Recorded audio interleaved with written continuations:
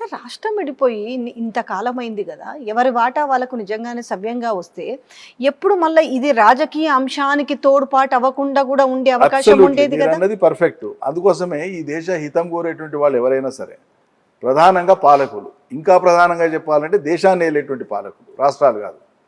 ఎంత ముందు చూపుతో ఉండాలి, ఎంత ఎంత దయతో ఉండాలి, ఎంత కరుణతో ఉండాలి. తెలంగాణ అనేది ఒక రాష్ట్రం ఏర్పడిందే పోరాటాల తర్వాత ఏర్పడ్డది. వీళ్ళు అణచివేతకు గురైనారు, పీడనకు గురైనారు. ఇక్కడ చాలా పోరాటాలు నడిచినాయి, రక్తపాతం జరిగింది, విధ్వంసమైంది ఇక్కడ జీవితం. రైతులు ఆత్మహత్యలు చేసుకున్నారు. ఇటువంటి నేలకు స్వతంత్రం వచ్చింది, ఒక రాష్ట్రంగా ఏర్పడ్డారు. వీళ్ళ అవసరాలు ఏమున్నాయో చూద్దామని ఒక్కనాడన్నా ప్రత్యేక దృష్టి మోడీ గారి ప్రభుత్వం గత 2 టర్ములలో పెట్టిందా? ఇప్పుడు పెడతా ఉందా? చివరికి సాక్షాత్తు ప్రధానమంత్రి గారే ఏర్పడ్డ తెలంగాణను అవహేళన చేసినారు, అపహాస్యం చేసినారు. పార్లమెంటు దర్వాజాలు బంద్ చేసేసి బలవంతంగా బిల్లును పాస్ చేసిందన్నారు. బిడ్డను ప్రసవించి తల్లి చచ్చిపోయిందన్నారు. తెలంగాణ ఉనికినే ఆహ్వానించలేదు, హర్షించలేదు ప్రధానమంత్రి గారే. అది బీజేపీ వైఖరి. కేవలం రాజకీయ అవసరం కోసం ఆనాడు తెలంగాణ అన్నారు.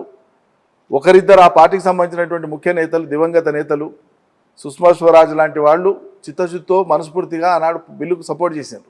కానీ ఆ పార్టీలో ఉండేటువంటి అగ్రనాయకత్వం అంతా కూడా సందు దొరికితే ఇది ఎట్లా వెనక్కి తోయాలనేటువంటిది విధంగానే చూస్తున్నారు. మన కళ్ళ ముందున్న చరిత్రనే ఇదంతా.